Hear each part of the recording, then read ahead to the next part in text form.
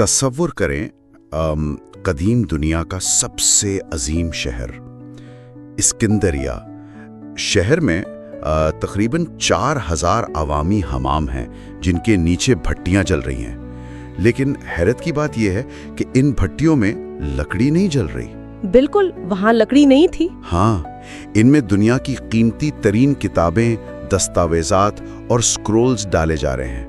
فلسفہ، سائنس، حساب، یعنی ہزاروں سال کے عظیم ترین خزانے آگ کا ایندھن بن رہے ہیں۔ ایک واقعی خوفناک منظر ہے یہ۔ صحیح میں آگ اتنی شدید ہے کہ یہ بھٹیاں پورے 6 مہینے تک مسلسل جلتی رہتی ہیں، یہاں تک کہ اسکندریہ کا عظیم کتب خانہ راکھ بن جاتا ہے۔ یہ منظر کسی بڑی ہالی ووڈ فلم کے انتہائی غمگین کلائمیکس جیسا لگتا ہے نا، ایک ایسی تباہی جس نے انسانیت کو صدیوں پیچھے دھکیل دیا۔ اچھا، اس سب میں سب سے دماغ گھما دینے والی بات بتاتی ہوں آپ کو۔ یہ پورا واقعہ، مطلب یہ 6 مہینے تک کتابوں کا جلنا، یہ 4000 بھٹیاں، یہ سب ایک مکمل تاریخی جھوٹ ہے۔ واقعی مکمل جھوٹ؟ ہاں بالکل، ایک ایسا افسانہ جو واقعے کے 600 سال بعد گھڑا گیا اور جسے اتنی بار دہرایا گیا کہ آج تک لوگ اسے ٹھوس حقیقت سمجھتے ہیں۔ در حقیقت تاریخ کسی مضبوط پتھر پر نہیں بلکہ گیلی مٹی پر لکھی جاتی ہے، جو وقت اور سیاست کے حساب سے شکل بدلتی رہتی ہے۔ صحیح کہا، اور یہی وہ پوائنٹ ہے جہاں سے ہمارا آج کا یہ تفصیلی جائزہ شروع ہوتا ہے۔ کہانی صرف کتابوں کے جلنے کی نہیں ہے، بلکہ اس بات کی ہے کہ تاریخ کو کیسے اور کیوں تبدیل کیا جاتا ہے۔ اسکندریہ کے عظیم کتب خانے کی تباہی کا الزام صدیوں تک عرب مسلمان فاتحین پر لگایا جاتا رہا، اور آج دنیا کے اعلیٰ ترین تاریخ دان جن میں برنارڈ لوئس اور الفریڈ جے بٹلر شامل ہیں، اس مشہور کہانی کی دھجیاں اڑا چکے ہیں۔ بالکل، اس داستان کو کھولنے کے لیے ضروری ہے کہ پہلے اس علمی جنت کے عروج کو سمجھا جائے۔ تقریباً 2300 سال پہلے پٹولمی ون سوٹر نے مصر میں اس کی بنیاد رکھی تھی۔ اس کا خواب تھا کہ مصر دنیا کی طاقتور ترین قوم بنے، اور طاقت کا راستہ سیدھا علم سے ہو کر گزرتا تھا۔ اور اس مقصد کے لیے ڈیمیٹریس نامی ایک شخص کو پہلا لائبریرین مقرر کیا گیا۔ لیکن سچ کہوں تو لائبریری کا لفظ یہاں تھوڑا چھوٹا لگتا ہے۔ وہ کیسے؟ ان کے اندر دنیا بھر کا علم جمع کرنے کا جو جنون تھا نا، وہ ایک عجیبی سطح پر تھا۔ انہوں نے ایک قانون نافذ کیا جسے شپس کلیکشن کہتے ہیں۔ اسکندریہ کی بندرگاہ اس وقت تجارت کا بہت بڑا مرکز تھی۔ صحیح۔ تو وہاں آنے والے ہر تجارتی جہاز کی باقاعدہ تلاشی لی جاتی تھی۔ اگر وہاں کوئی بھی کتاب یا سکرول ملتا تو سپاہی اسے ضبط کر کے سیدھا کتب خانے لے جاتے تھے۔ رکیں، یہ طریقہ تو بالکل آج کے عظیم سرچ انجنز کی طرح لگتا ہے، جیسے ایک سرچ انجن کے ویب کرالرز انٹرنیٹ پر موجود ہر ویب سائٹ کا ڈیٹا ضبط کر کے اپنے سرور میں ڈال دیتے ہیں۔ ہاں بالکل وہی کانسیپٹ ہے، تاکہ معلومات ایک جگہ اکٹھی ہوں۔ یہ لوگ بالکل وہی کام قدیم دنیا میں کر رہے تھے، فرق صرف اتنا تھا کہ ان کے پاس الگوریدم کے بجائے سپاہی تھے۔ یہ مشابہت بہت زبردست ہے، اور ان کا جو ڈیٹا سینٹر تھا وہ بھی عام نہیں تھا۔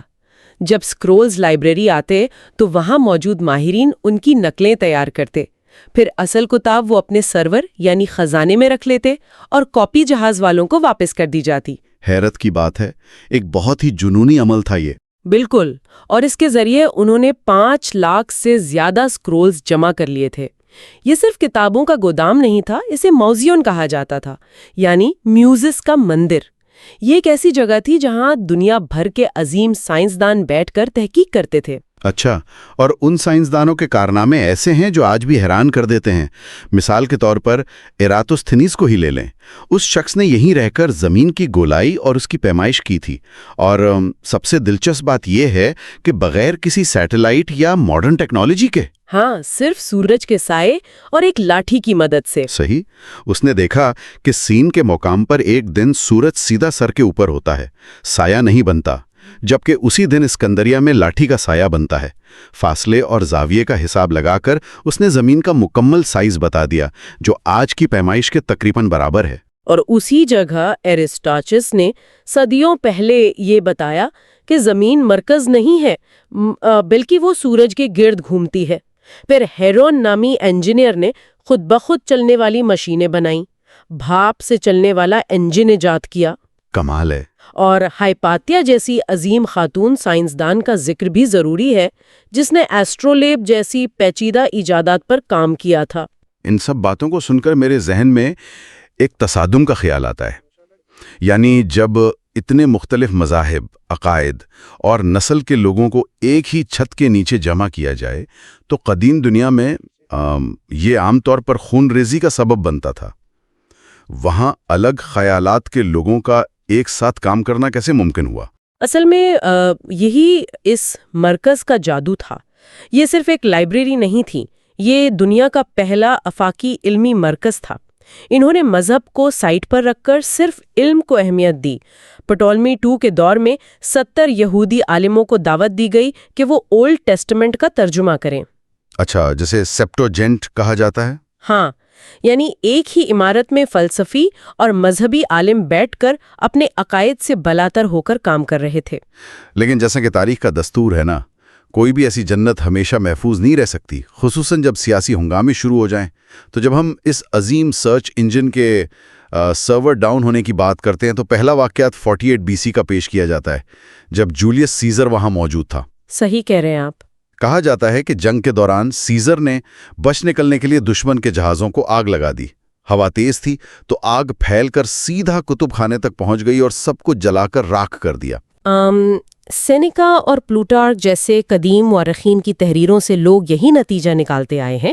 پھر اسی کڑی میں ایک اور واقعہ 391 AD کا جوڑا جاتا ہے، جب رومن ایمپرر سیوڈوسیس پہلے نے بت پرستوں کے مندروں کو مٹانے کا حکم دیا۔ اچھا، اسکندریہ میں سیراپیم نامی ایک عظیم مندر تھا جو لائبریری کی ہی ایک شاخ تھا۔ دستاویزات بتاتی ہیں کہ سیراپیم کو تباہ کر دیا گیا اور اس کی جگہ ایک گرجا گھر بنایا گیا۔ رکیں، یہاں ایک بہت بڑا لاجک کا مسئلہ سامنے آ رہا ہے۔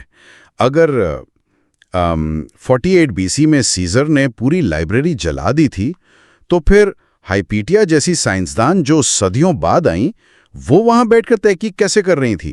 اور اگر سیراپیم بھی 391 AD میں تباہ ہو گیا تھا تو یہ سرور بار بار واپس زندہ کیسے ہو رہا تھا؟ لاجک میچ نہیں کر رہی۔ یہاں سے حقیقت اور افسانوں کے درمیان فرق واضح ہوتا ہے۔ اصل میں سیزر نے جب آگ لگائی تھی تو وہ آگ مین کتب خانے تک کبھی پہنچی ہی نہیں تھی۔ یعنی لائبریری محفوظ تھی؟ ہاں، بندرگاہ کے قریب چند گودام ضرور جلے تھے لیکن مخزن محفوظ تھا۔ اور 391 AD میں سیراپیم کی تباہی میں صرف عمارت اور بت توڑے گئے تھے۔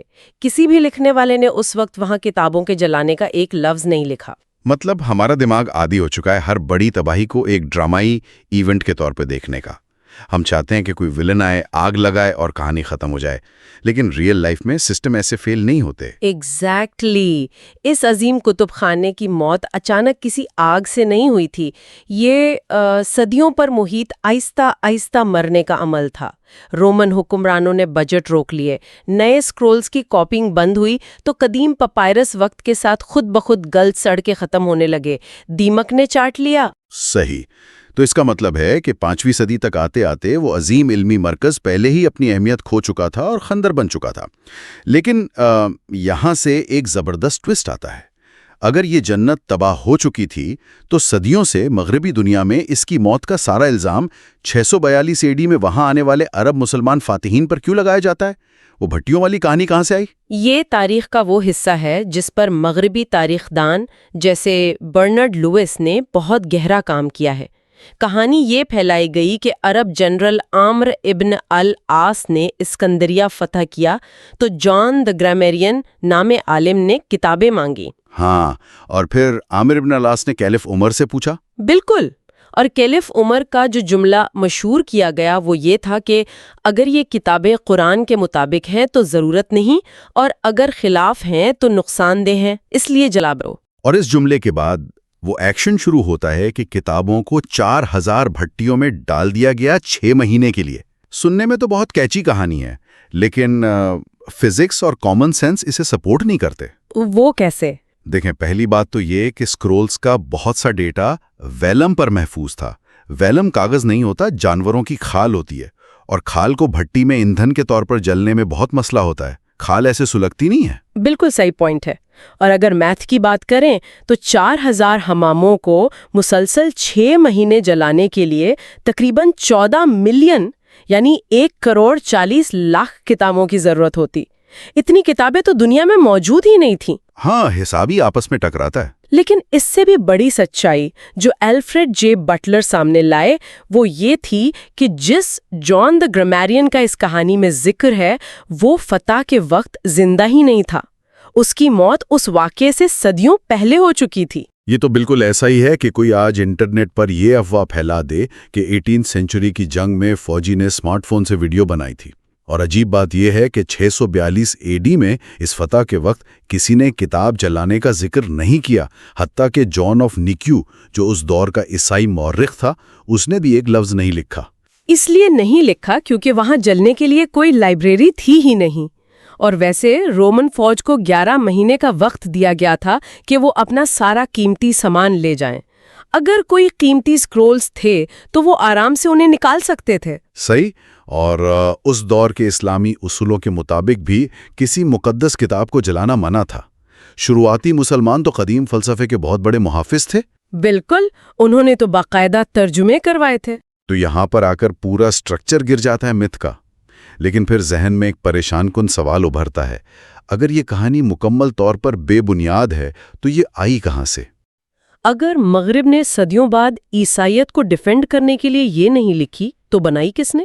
یہ راہ واقعی حیران کن ہے۔ مغربی تاریخ دانوں کے مطابق یہ کہانی واقعے کے 600 سال بعد یعنی 13 سینچری میں پہلی بار مسلمان مورخین کے ہاں ملتی ہے، جیسے ابن القفطی اور عبد اللطیف۔ رکے، ایک مسلمان مورخ اپنے ہی خلیفہ کے بارے میں ایسی کہانی کیوں گھڑے گا جس میں انہیں لائبریری جلانے والے کے طور پر پیش کیا جائے؟ اس کا جواب برنارڈ لوئس کے مطابق 12 اور 13 سینچری کی سیاست میں چھپا ہے۔ یہ وہ دور تھا جب صلاح الدین ایوبی یعنی صلادن مصر میں اپنا اقتدار مضبوط کر رہے تھے۔ انہوں نے وہاں فاطمید خلافت کا خاتمہ کیا تھا جو اسماعیلی عقائد رکھتی تھی۔ ہاں، فاطمیدز نے اپنے عقائد پھیلانے کے لیے عظیم کتب خانے بنائے تھے جن میں لاکھوں کتابیں تھیں۔ صلادن کا مقصد سنی عقائد کو واپس لانا تھا، تو انہوں نے ان فاطمید لائبریریز کو تباہ کر دیا، کتابیں نیلام کر دیں۔ تو دراصل یہ داخلی سیاست کا معاملہ تھا، جیسے کسی رائیول کمپنی کا ڈیٹا بیس ڈیلیٹ کر دیا جائے تاکہ مارکیٹ میں صرف آپ کی پروڈکٹ رہے۔ لیکن جب صلادن نے یہ کیا ہوگا تو عوام میں تو بہت بے چینی پھیلی ہوگی۔ کتابیں جلانا لوگ آسانی سے قبول تو نہیں کرتے۔ بالکل یہی مسئلہ تھا۔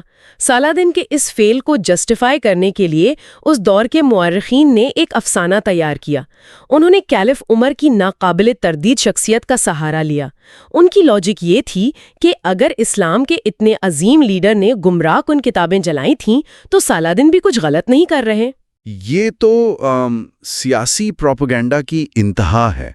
اپنے موجودہ لیڈر کے سخت قدم کو جائز قرار دینے کے لیے انہوں نے 600 سال پرانی تاریخ کے ہیرو پر جھوٹی کہانی بنا دی۔ ان کا مقصد کیلف عمر کو برا دکھانا نہیں تھا بلکہ اپنے لیڈر کو ان کے برابر کھڑا کرنا تھا۔ صحیح سمجھے آپ۔ لیکن انہیں یہ اندازہ نہیں تھا کہ صدیوں بعد یہ تیر الٹ کر واپس آئے گا اور مغرب میں اسلام کو نیچا دکھانے کے لیے استعمال ہوگا۔ یہی وجہ ہے کہ یہ جھوٹ اتنی بار دہرایا گیا کہ وہ حقیقت کا روپ دھار گیا۔ آج کے دور میں سننے والوں کے لیے یہ تجزیہ سکھاتا ہے کہ فیک نیوز کیسے کام کرتی ہے۔ اگر کسی کہانی میں ڈرامہ ہو اور وہ سیاسی مقاصد پورے کرے تو لوگ لاجک اور ثبوت بھول جاتے ہیں۔ اسکندریہ کی لائبریری کو کسی ایک آگ نے نہیں جلایا تھا، یہ بس آہستہ آہستہ تباہ ہوئی۔ تاریخ واقعی گیلی مٹی کی طرح ہوتی ہے، جس کے ہاتھ میں طاقت ہوتی ہے وہ اسے اپنے مفاد کے مطابق شکل دے دیتا ہے۔